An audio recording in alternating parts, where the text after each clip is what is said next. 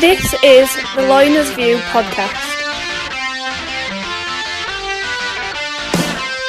This is the Loiners View Podcast.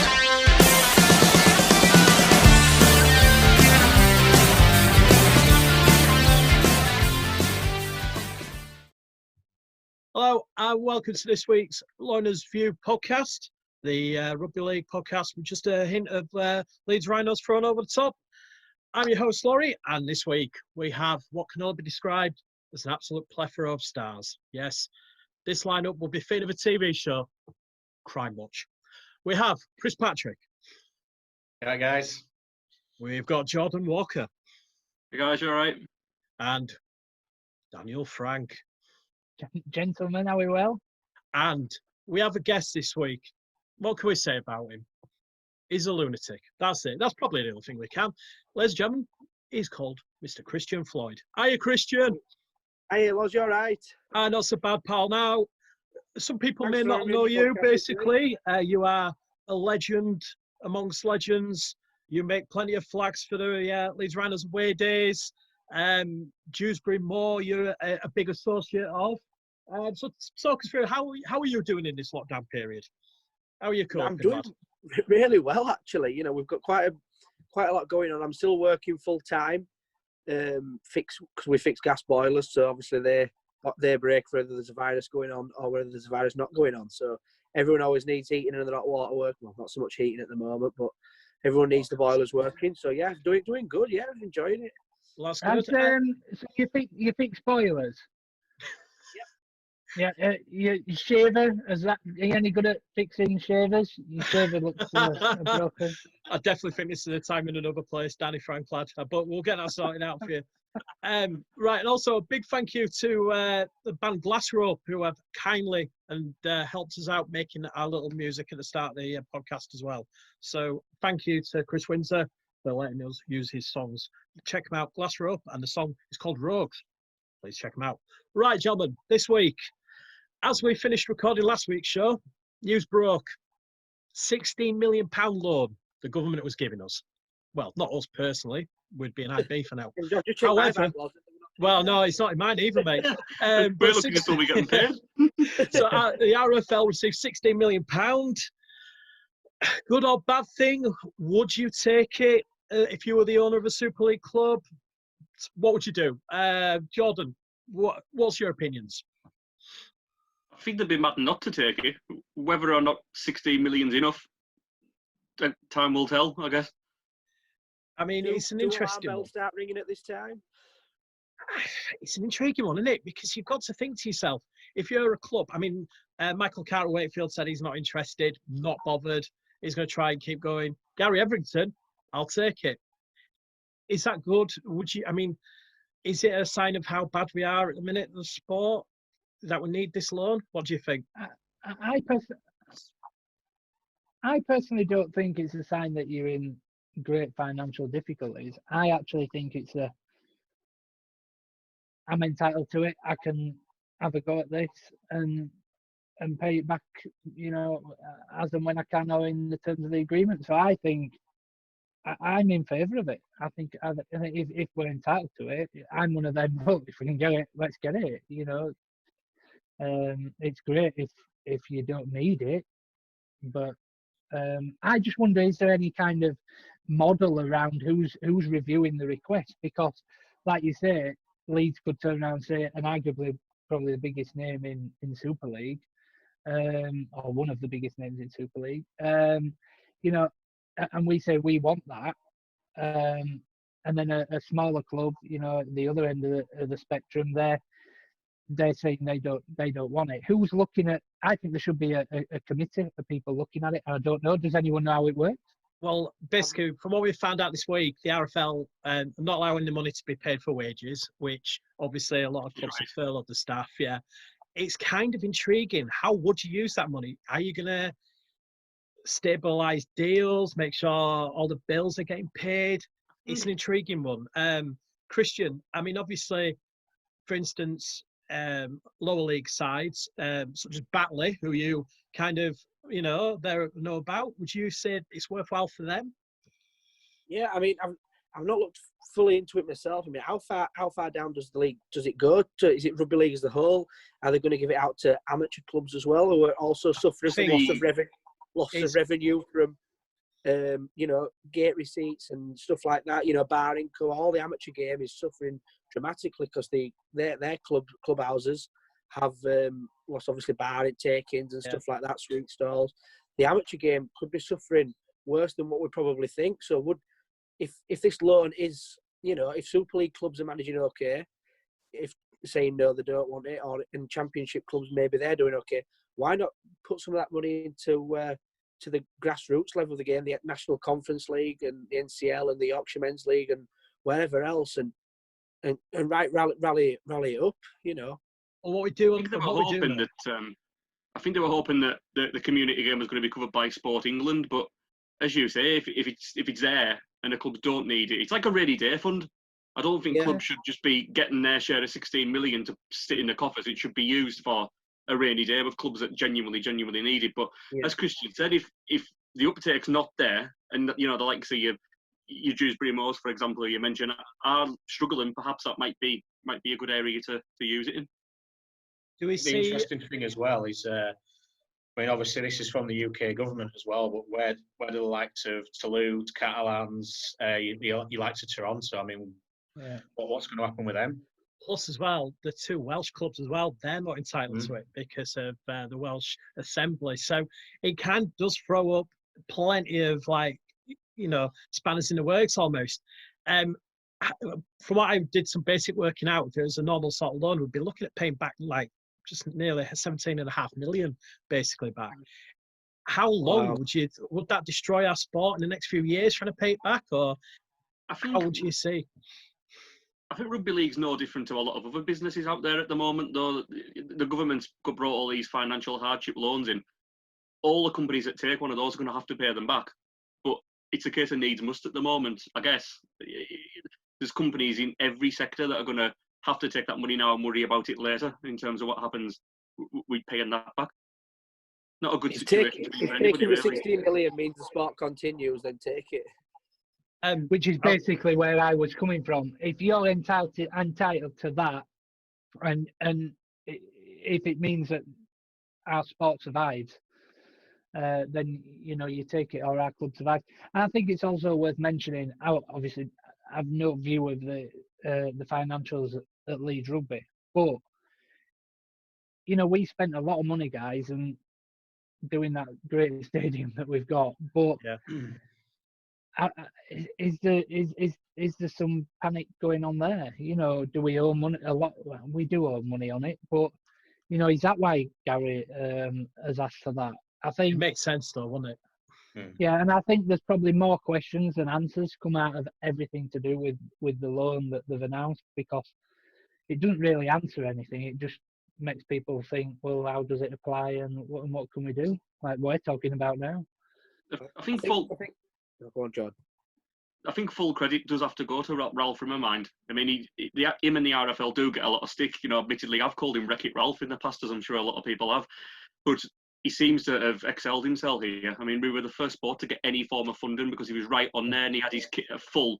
I haven't seen it. I don't think any of us will ever get the chance to, but apparently it was a really comprehensive dossier that he put in, and it was all belts and braces, everything was covered in it, and that's why we've got the funding out as quickly as we have. So fair play to him. You have to say he's done a cracking job.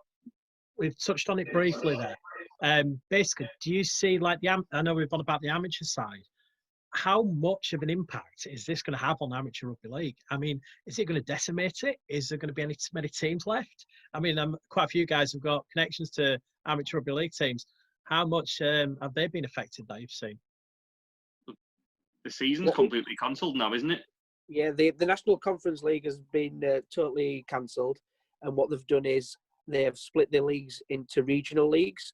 So, for example, in West Yorkshire, there'll be like East Leeds, West Leeds, and they'll play each other in like a knockout competition, and there'll be like a final at the end of it. So I think there's like 7 teams in each league, and what they're hoping to do is, the reason behind it was to hopefully encourage more local derbies, which will increase bigger gates, which then will obviously increase more revenue and less travel costs for obviously teams. I mean, us at Dewsbury, we have like 6 coach trips this year. We would have done in the NCL Division 2 to Wigan, Barrow, St Helens, Hull, Bethleigh, all these other places, and that's like £3,000 in travel that we have to spend as a club just on getting to away games. So they've cut the leagues, slashed the league, and all the local teams will play Dewsbury Celtic, Thornhill, and obviously they attract big gates. Being in a massive rugby league area that we are here in Heavy Woolham, where I am, they attract big gates and will hopefully increase revenue from loss of revenue in the clubhouses and things like that. It's just getting to that point, I guess. It's particularly like round my way, for example, like Wafbrow, for example, has got, it's a full. It's not just a rugby league club; it's a full like community asset, really. It's got a gym that's open, I think, every day. I think pretty much 365 days a year. The gym's open there. It's got the bar and the clubhouse where people go to watch the football and stuff, and the Friday night Super League games and everything like that's completely shut down. So it's just getting to the point where those derby games can start and they can start getting some money back in, really. Yeah. That'll be a challenge. I was talking to a chairman, of an amateur club, but I will not name them because I am asked if I can, so I'm not going to name who it is. But, that he told me that this will finish his club. And they're a well-known, they're a well-known outfit. And it wasn't just, it's not like Christian keeps alluding to. There is the bar takings. They don't have the income streams that a lot of Super League clubs have got. These guys rely on 2 summer fairs a year.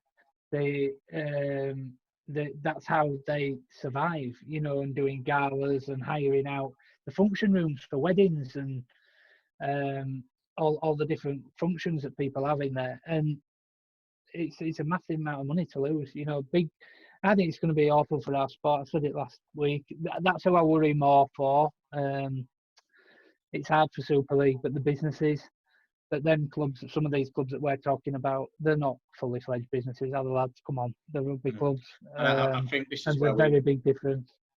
I think this is where we need more information. Like we were saying earlier on, we need to know exactly with the £16 million, how far does it filter down? Because I know, like you say, Gary Evington's dipping into this money as a safeguard, but then you look at the bigger picture and think, who needs it more? The leagues need it more, or the money that we're taking, could that filter down to, say, the Championship League won the amateur level as well? So, yeah, we need a bit more information on it. It's certainly an interesting area that we do need to have clarity over, but I think it's one of those areas which the sport as a whole is suffering, but to what extent, who knows? If you want to take a positive from it, the fact is Rugby League now has £16 million to invest into the sport. It is a loan, but let's see what they come out with. They've got it, like you said, it's the first sport that's got this money from the government. Let's hopefully they'll take that money and they'll do us right, and hopefully there'll be plenty of positive stories come off the back of the borrowed money that we will obviously eventually have to pay back. Yeah, good point. Another aspect that came out today, earlier on, is that possibly, and quite not surprisingly, no promotion or relegation from, no promotion from the Championship, no relegation from Super League. Yes, is that a good decision, boys? Bad decision? What are we thinking? It's a good decision for Super League clubs. It's a bad decision for lower league, isn't it? Yeah. Seen the quote from Rob Elston? Yeah, this was about it, yeah. It's very much, I must admit, when I saw it, I did that thing of cringing, but at the same time almost thinking, yeah, I think that's right, basically. So, Job, for instance, you see some National League, Championship games, I should say. How much would you say that's going to affect the morale and the teams in that league? Well, that's both to you and Christian, to be fair.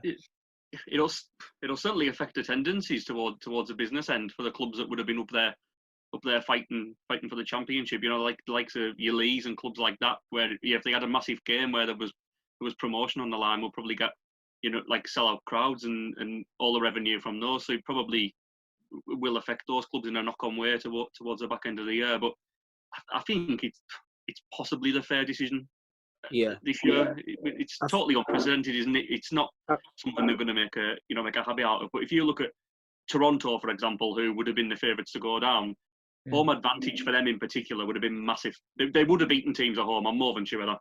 When you take into account travel and things like that, they would have totally lost whole home advantage.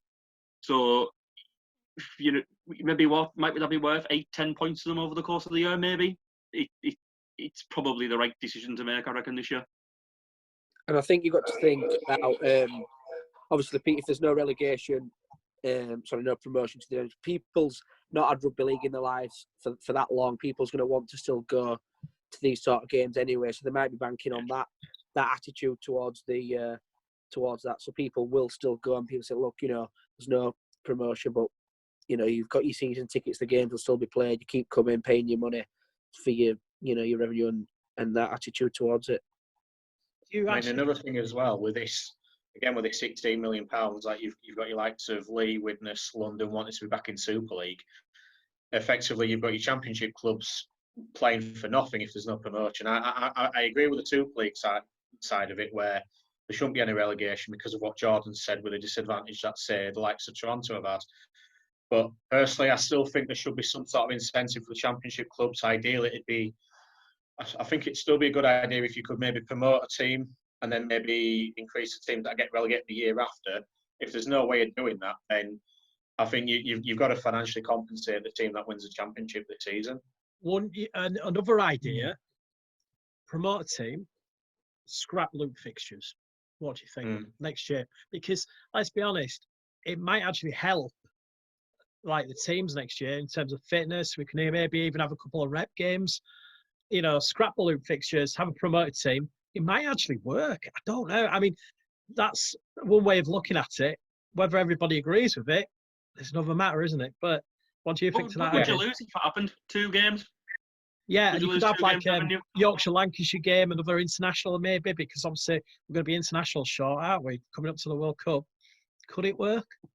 I mean, I'd like it where we go back to 14 teams and, like you say, let's get rid of the loop fixtures, like I said last week. Have it where you play 28 games over the season. Yeah. I mean, I definitely think you should. I think next year you've got to have magic. I think you've definitely got to have that if you can. But I definitely think loop fixtures got to be get rid of. It's getting to a point where for next year, if you could promote a team, do it, and then let's see how it goes on. But I mean, it's an awkward one, isn't it? I mean, I don't know what else you can really think of. It's a bit strange, isn't it? I don't know. There's a chance those loop fixtures might have to go this year if we don't get back playing until July, August, maybe.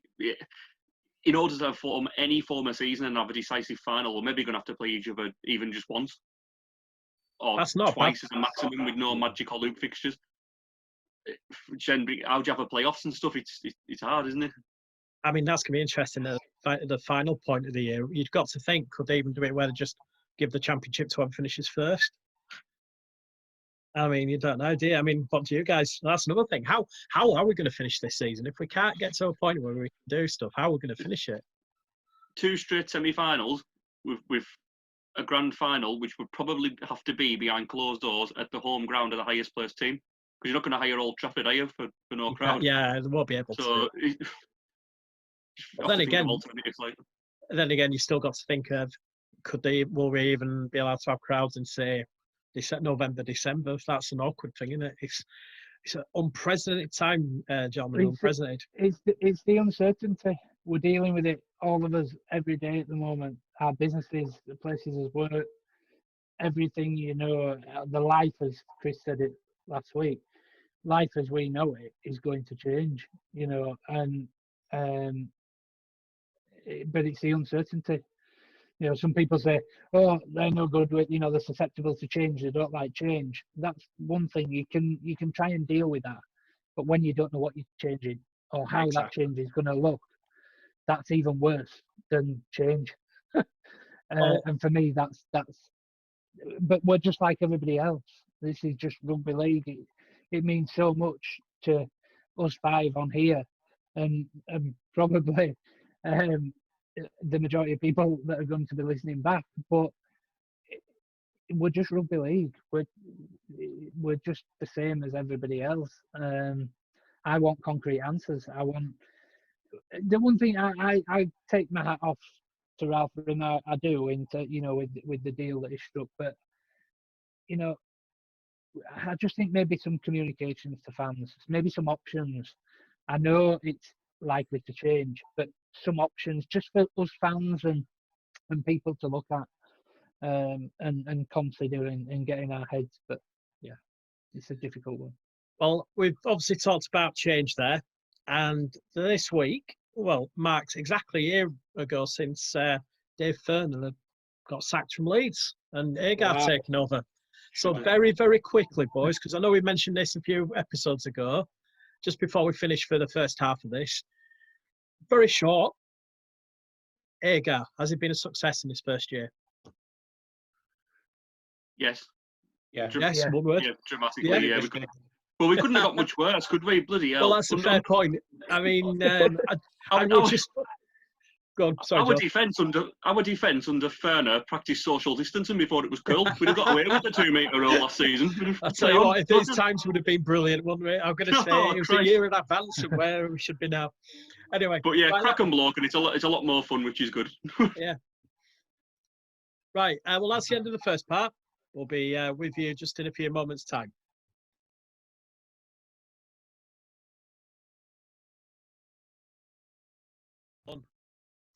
Hello, welcome back to Loiners View. Now, this week we have another team of the week. That was a terrible drum roll, but this week's team of the week. Who was it last week, Chris? Attica Rhinos. There you go, that's correct, yeah. This week's team of the week is the Royal Navy Rugby League. Hey. There you go. Give our boys a little applaud. They're currently doing a 5-day challenge for the NHS. It might be 7 days, actually. And basically, they're doing like a fitness thing, which you can follow on their Twitter page. Really worth checking out, guys. And a really good cause as well. So please have a look for the Royal Navy, because Royal Navy Rugby League, I should say. Right, so the theme that we were going for this week is a classic. Well, not classic, but inspirations. Now, in rugby league, as we all know, it's a sport played by many different people who've gone through lots to play our game. The reason I thought this week we'd talk about it was only a couple of weeks ago. Atticus Rugby League. Sorry, was that right, Chris? What's that team called again? Attica. And basically, they tweeted me out of the blue, saying a simple tweet of, "He's got one arm." And I was like, what are they on about?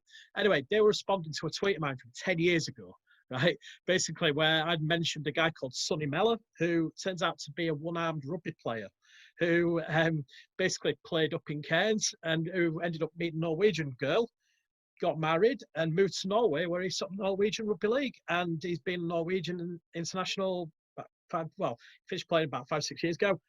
Absolute inspiration when you read up his story. So if you ever get a chance, guys, Sonny Mellor, really interesting person to look up. So inspirations, gentlemen. Who inspired you to take up rugby league? Who wants to go first? Go on. Who's going to talk? Go on. After you, George. For me, it was somebody who I grew to admire when I've been a fan for about 10 years, to be honest. But I think Jamie Peacock's the one that that epitomises what it means to be like inspirational. Particularly towards the back end of his career as well. He got better with age, didn't he? Yeah. I mean, you look at 2015, and by the end of it, he could barely walk. He literally got a look at picture, an absolute machine. I think during his last season, I actually said on Twitter that we should send him off to stud when he retires, because he's just like a Trojan war horse, wasn't he? I think he just epitomises what that term inspiration was to his teammates around him. Like, if you needed someone to put their hand up and take the ball forward, he was always the first one willing to do it, and he just no backward steps at all with him. I think he admits himself in his book he was never the most talented rugby league player, but what he was just harder working than everybody else, and he had just that will to win that quite a lot of people don't have. I think he just epitomises that, really. If I was to show you one game that would perfectly sum it up for me, it was the 2006 Great Britain game when they won down in Australia. It was a machine. Absolutely. just everything from when he was a first man in, when Long had been he was the first one in, Wimbledon punches, sticking up for his teammate. And then he scored that try where he carried about 5 of them over the line on his back, and just everything about that performance is absolutely heroic.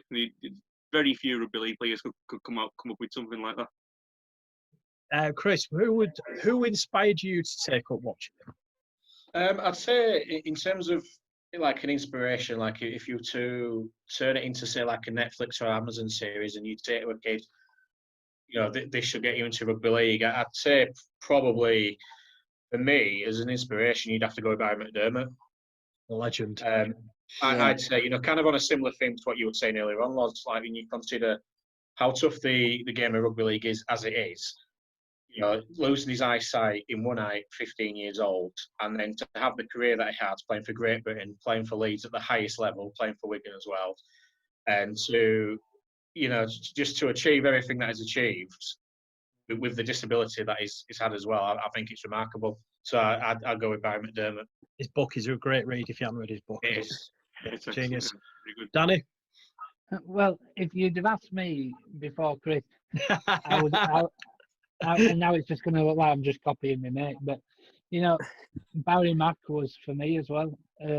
I just think I'll go more, Chris touched on it, but, Barry has a recognised disability. He would be well within his rights not to sit at home and, to mope about. It's probably the wrong term of phrase, but, he didn't. What he's achieved in not just rugby league, but his life is phenomenal. And he, for me, and he was around, I'd been watching rugby for a few seasons before Barry came to Leeds, but it was a massive thing around when Barry came, It was a big signing. I vaguely remember as a child when that happened. It was like, what is this? Big news. So I would have said Barry, but also, gents, and I have had a drink this evening, but I'm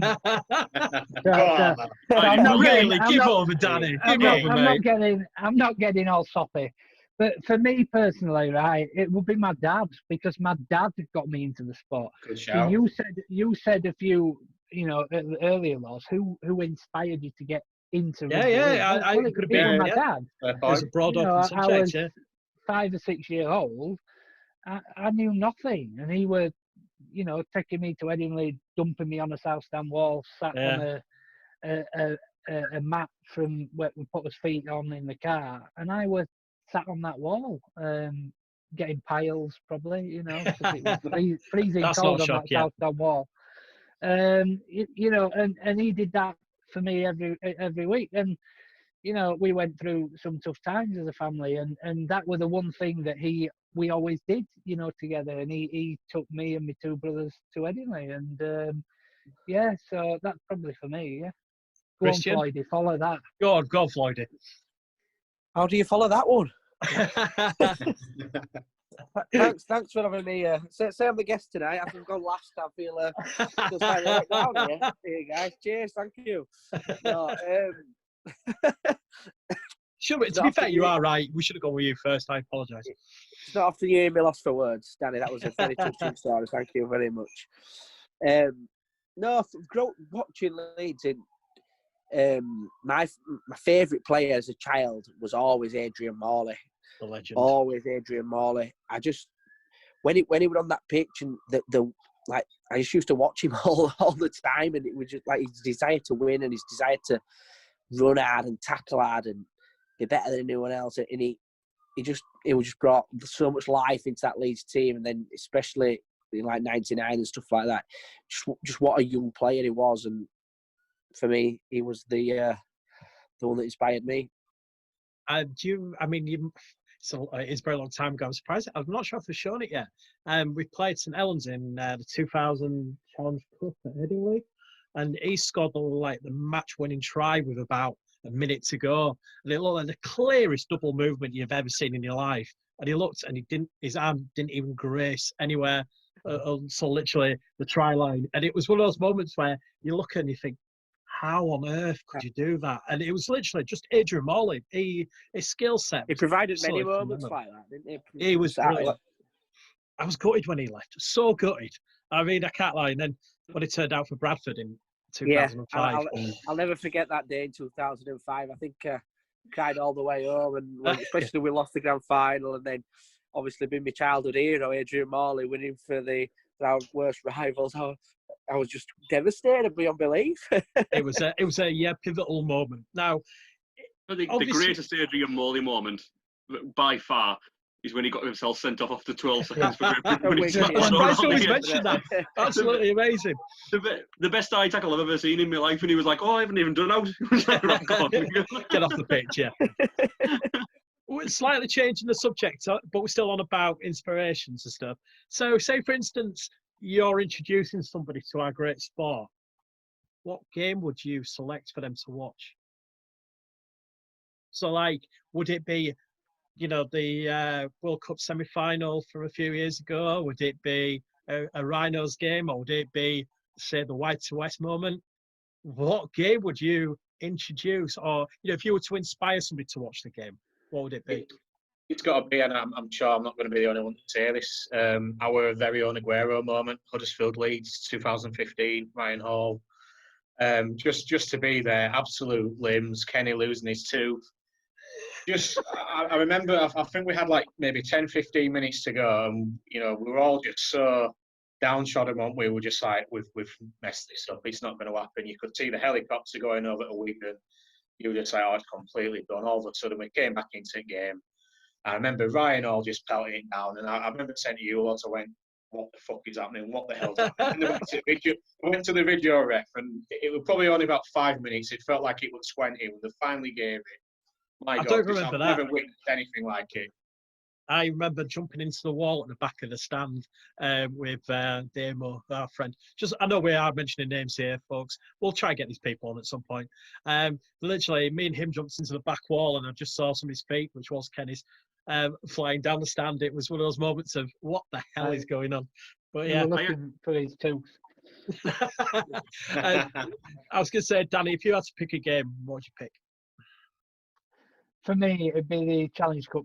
Well, again, I'd have picked that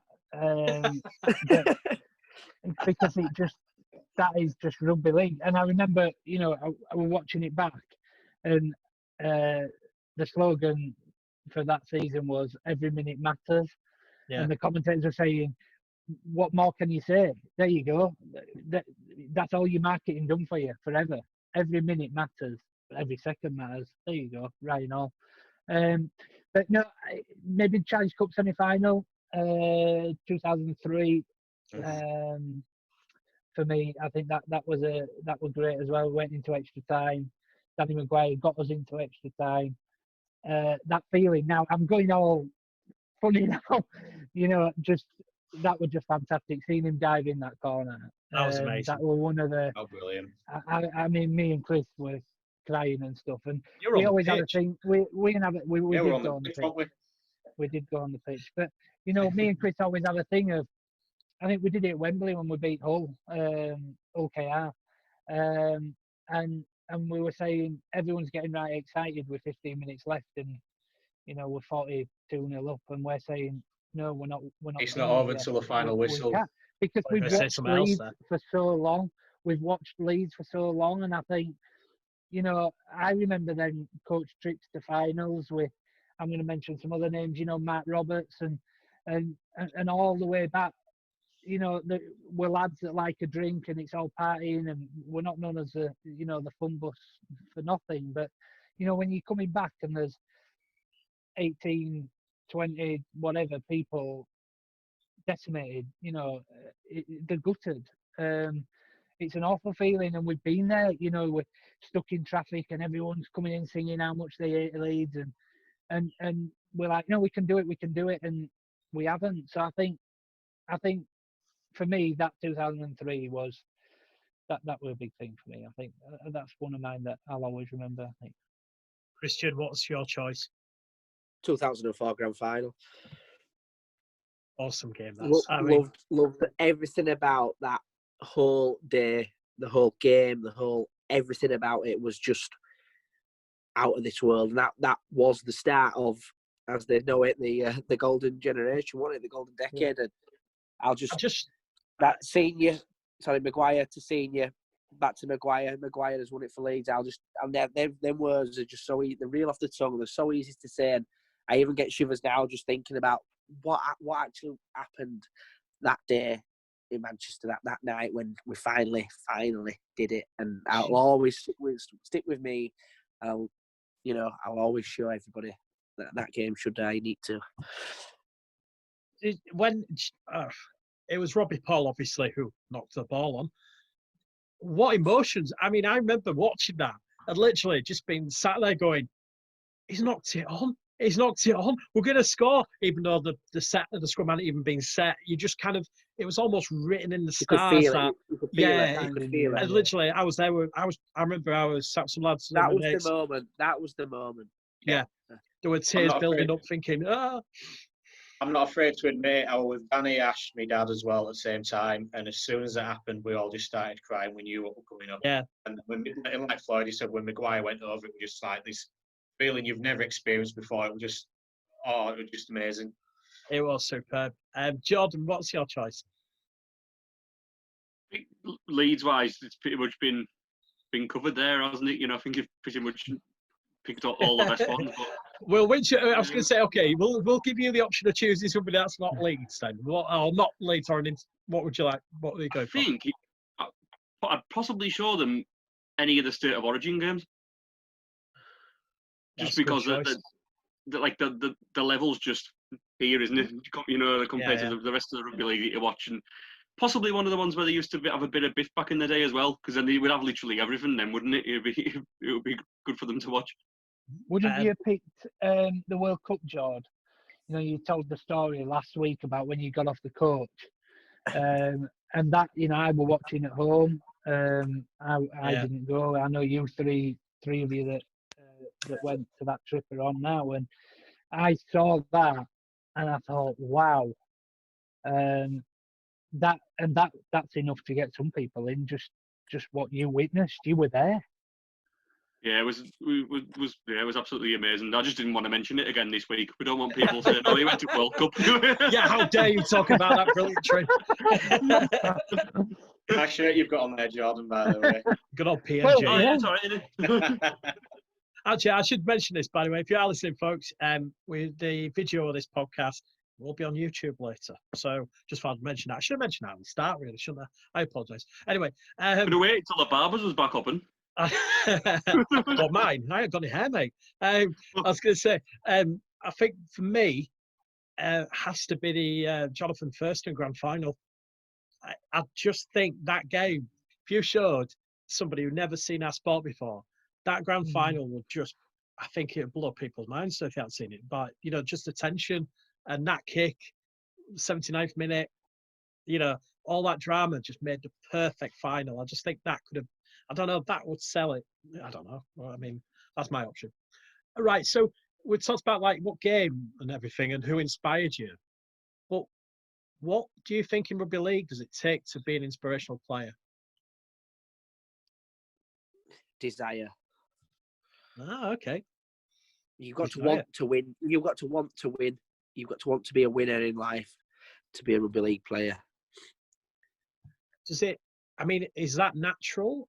I know it sounds a crazy, daft question, or is that brought into? Do you get that by playing the sport? Do you think? I think it can come from being part of a team and being wanting to not let your mates down. Once you're that 1 to 13 on that field, you leave everything on that field. You bring nothing away with you. Everything stays there. And I think the desire of wanting to win and wanting to be better than your opponent, your opposite number on that pitch, makes you a good Rugby League player. Good point, Christian. Good point. Go on, Danny. Like you were saying. For me, I think.